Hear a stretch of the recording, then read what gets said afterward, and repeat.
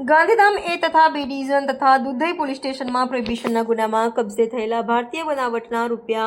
₹15,61,337ના વિદેશી દારૂનો નાશ કરવાની કાર્યવાહી કરવામાં આવી। પોલીસ મહાનિરીક્ષક શ્રી ચિરાગ કોરડિયા સાહેબ સરહદી રેન્જ ભુજ તથા પૂર્વ કચ્છ પોલીસ અધિક્ષક શ્રી સાગર બાગમારા સાહેબ પૂર્વ કચ્છ ગાંધીધામનાઓ દ્વારા જિલ્લાના પોલીસ સ્ટેશનમાં અલગ અલગ ગુના કામે કબજે કરેલ ભારતીય બનાવટના વિદેશી દારૂનો નાશ કરવા સૂચના હોય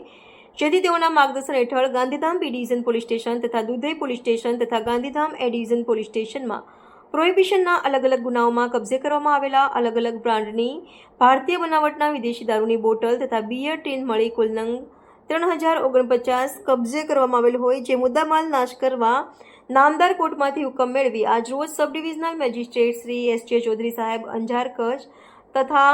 નાયબ પોલીસ અધિક્ષક શ્રી મુકેશ ચૌધરી અંજાર વિભાગ અંજાર તથા ગાંધીધામ બી ડિવિઝન પોલીસ સ્ટેશનના પોલીસ ઇન્સ્પેક્ટર શ્રી એસ.વી. ગોજિયા તથા ગાંધીધામ એ ડિવિઝન પોલીસ સ્ટેશનના પોલીસ ઇન્સ્પેક્ટર શ્રી એમ.ડી. ચૌધરી તથા દુધઈ પોલીસ સ્ટેશનના ઇન્ચાર્જ પોલીસ ઇન્સ્પેક્ટર શ્રી બીજી ડાંગર તથા નશાબંધી અને આબકારી અધિકારી શ્રી